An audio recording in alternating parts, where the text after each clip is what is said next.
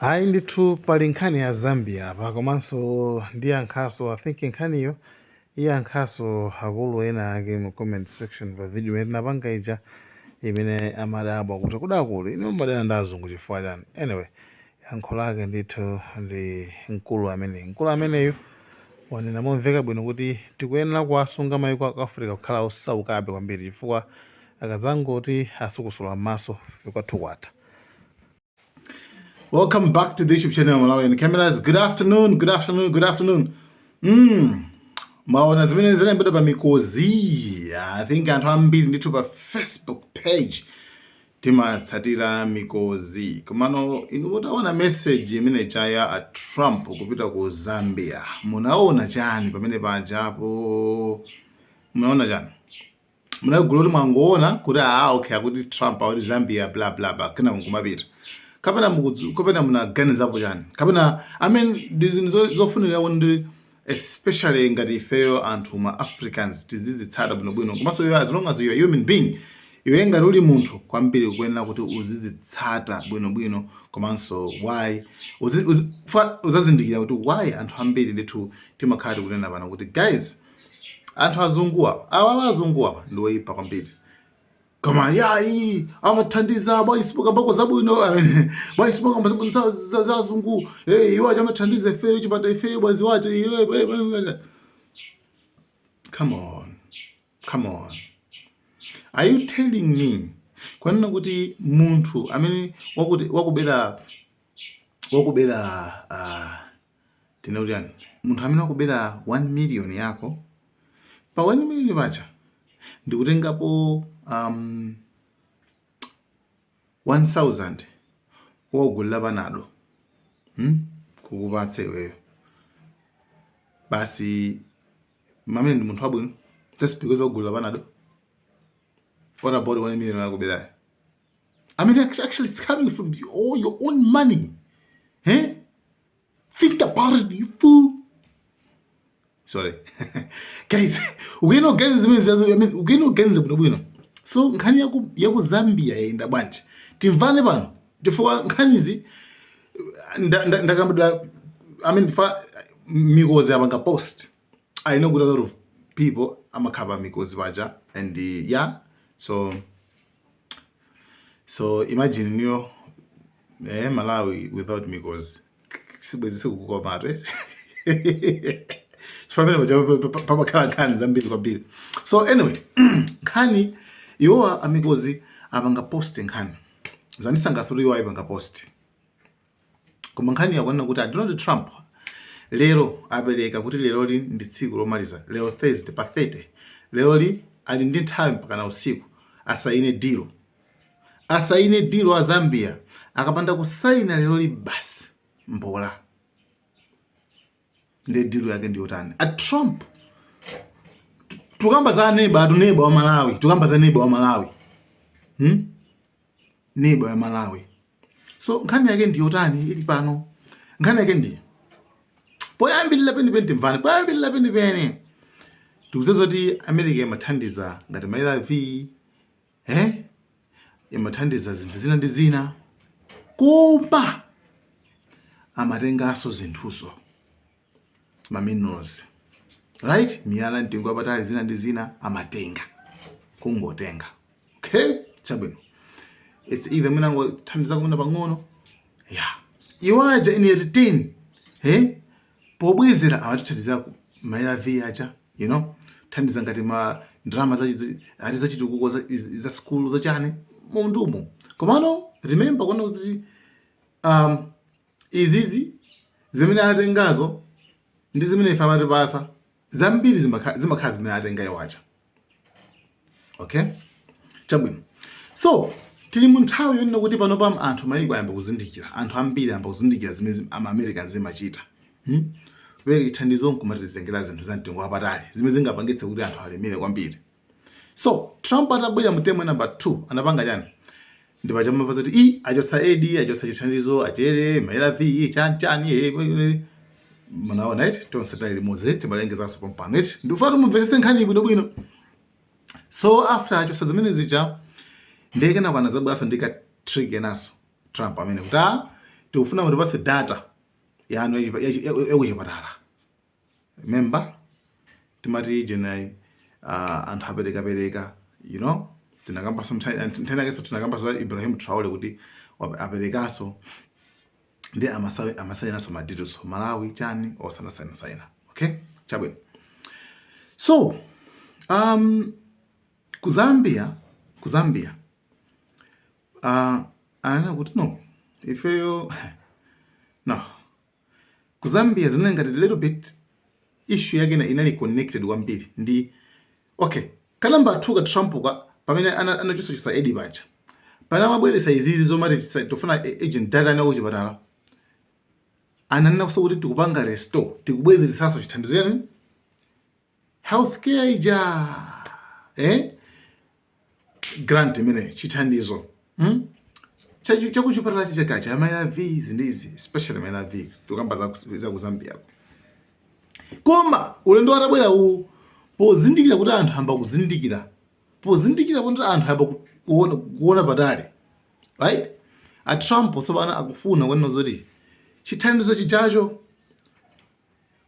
kuti miniyo kuti azokupasaniso ni ARV acha ndikuti niyo musaine kuti mupereka access ku America kuti musainirane kuti tiupereka access kuma minerals anu lithium, cobalt, copper ina matero, right?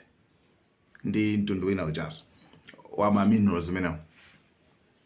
Zonsezo akuti America Zambia sayina ikazi menezozo.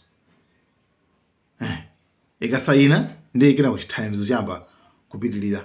Chifukwa izizi kudula kwa chithandizo kwa Trump kucha kuna pangisa effect zinapanga affect kwambiri maiko aku Africa napanga affect kwambiri. Koma Trump inali system energy. Trump inali kuti amadziwa zimene mapanga kudula chithandizo vutikani kaye after mavutika kenako malaviro alipo. Koma ngati mukuafuna ndi kuti maminerals yomwe ndi maminerals awo titenge. You understand? So Zambia nakuti no, ife sitingagulitse pankhani kuza ndi moyo. Sitingamasenthanitse ndi golide ndi minerals yayi. One, tiluza access yathu 70% ya minerals tiluza access sitikhaso ngati anu wake so yayi. Why? Chifukwa cha aid chithandizo cha Americans chopereka 1 billion mu zaka 5. You understand? Okay, so chimene chimachitika chonena kuti ma Americans system ina magwisa ntchito nakamba kale ineyo kunena kuti ukakhala ku maiko aku Middle East ku amabisa nkhondo, right? Amabisa nkhondo ukakhala ku Africa mangobwera kumango chifoti anati kakale mu system yokuti zikhalabe mu mphawi. Maiko aku Africa kweno khala mu mphawi basa khaleka amphawi. One, Africa historically, sub-Saharan Africa has been fundamental to the global prosperity of the advanced countries. Okay? And Africa had a role to play. It has a role as a raw material producer. We will not allow sub-Saharan Africa to escape that. Okay, we do everything to keep sub-Saharan Africa where it is, also impoverished. It's absolutely vital for the prosperity of everyone else. So let's get clear about that. Okay, and this means all the economic structures, all the global institutions, and the economics we teach everyone is all designed to keep Africa exactly where it is. And whether it is Europe or US or now China, it's always the same. We need Africa to be impoverished because we need those raw materials and we need them dirt cheap. Okay, so that's the message. Because if Africa does do something different, I assure you living standards of all those in Europe and North America and Asia is going to fall. Okay? And that is a big price to pay. I assure you that the West is not going to allow that without a big fight. Okay, so this is what it's fundamentally about. What I want to show you is how these structures are operating. It's just 20 minutes, so we can't do very much, but just to give you a little bit of an idea, And why I keep the ideology part there is because we are part of the producers of ideology. At universities and academic institutions, we are complicit in this whole enterprise. Okay, so the job of many Western academics is to convince Africans they have to keep doing what they're doing. Okay, and to show them it's your fault that you're poor. It's not our fault. It's your fault that you're poor. You know, so this is what we do in academic institutions. Number 2, akhale osazindikila.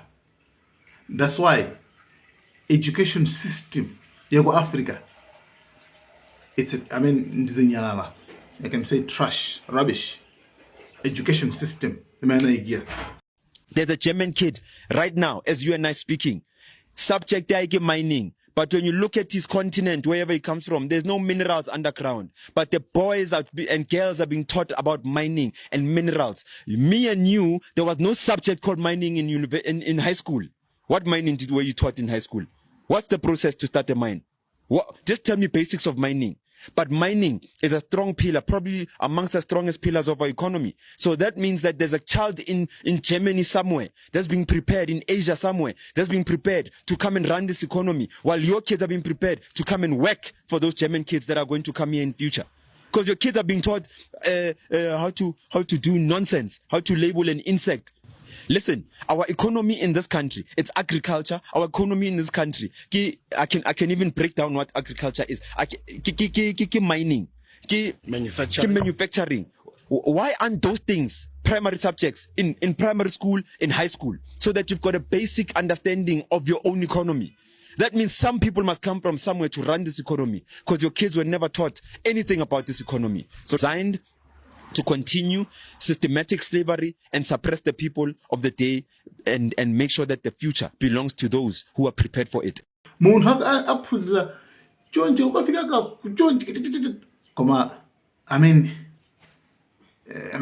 chanzeru kaganizidwe kake sikorugula dziko yayi. Kaganizidwe kake ndikuti azikagwira ntchito pakampani azilandira ndalama. Akhale bwana pakampani azilandira ndalama. You understand? Kumaso maphuziro ake amakhala maphuziro ofuira akopa ndi paste. Tikubweretsa zinthu ngati from scratch kuti zinthu zipalibe. Ndikhale pasi, ndiyambese ndizakuti kulibe. That's why mupeza kunzi zinthu makampani okonza zinthu telibe. Zambiri zofunikira telibe. Kodi mmene mumuti ngatuluke mbwanji. Nkhani yake ndikuzimira baroka. Suri ngatuluke lero. Chifukwa tikwanisa kukhala chifukwa kanthawi itali kwambiri tikugona. Pakufunika atsogoleri amene ali masomphenya. Osati atsogoleri amene amayenda chithandizo ndikumangodya, thandizira iwo ndi family yawo basi. Anthu azapanga apige basi. Maminerals akupita. Ndalama zambiri, ma-billions, ma-trillions akupita koma dziko likumasaukabe. Ndikumamvera manzira atithandiza chithandizo cha ARV. Koma zinthuzo zimene tili nazo ifeyo ndi zambiri kwambiri. Uranium muja tipakamba yalipo. Ndi zinthu zambiri kwambiri. Koma nkhani knowledge pafunikira maphunziro azimene zozo. Odzokhuza ndi zimene zozo pafunikira president wa masomphenya azimene zozo. Otherwise zonse zingopita. You understand? So anthu ngala Dennis Maharaja akufunikira kwambiri. Afunikira kwambiri. Izizi zikuchitika tingwelekeza ngati. Izizi zikuchitika chifukwa chani izizi zikuchitika. Just an example. Nkhani kuza Zambia itayimva chifukwa chani.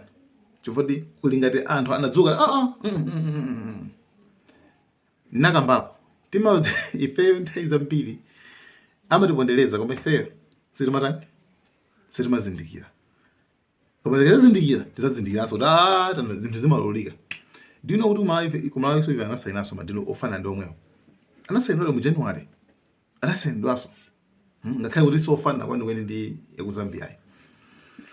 You see? So the system imene ma-Americans adayika kuti maiko ako Africa akhale osauka asamadziwenso kugwiritsidwa ntchito kama minerals. Chonga kuti wajawo azitenga zimene zijazo ndikumakhozera zimene angakhozerezo kenako ndikumabwera nazonso. Ndikumazatigulitsa modula. Basi.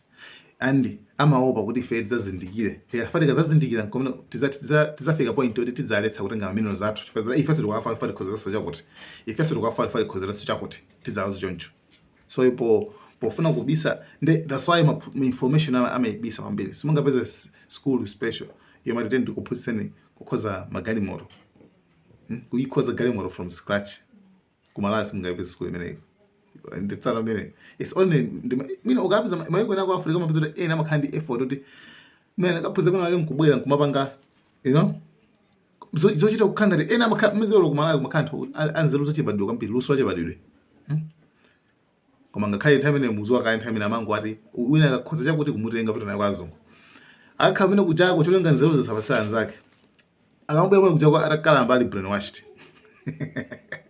I mean, we've been played. I didn't play a bit. Mwana pauza ri, iwo kuno khoza ndike. Wakuno panga chakuti. Kazungu, yazungu amutenga. Alone njibaba mwe kuchako kalamba. Sa ukwenza sokuno bwino. Aphakani akupha zero zimene zicha. Amafari zikhale nje. Thank you so much Malawi cameras.